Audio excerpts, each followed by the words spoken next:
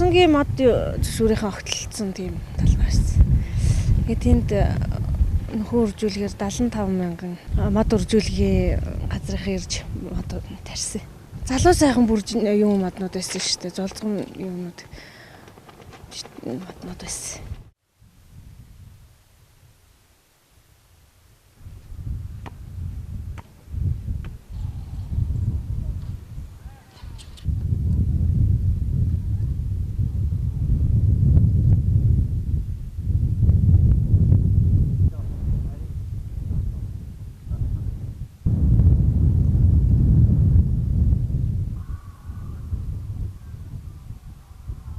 Тийм багс юм байна. Тэгээд сургалтанд хамрагдаад. Эндээс чинь зургуулаа цагаалаас дөрүүлээ.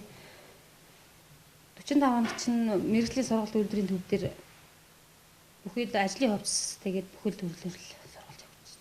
Зөндөө юм сарлцсан. Гадуурд хувцас тэгээд ажлын хувцсан дээр голцоо. Зөндөө их юм сурснараа тэрүүгээр дагнад юм ихэд бол бүр боломжийн юм л.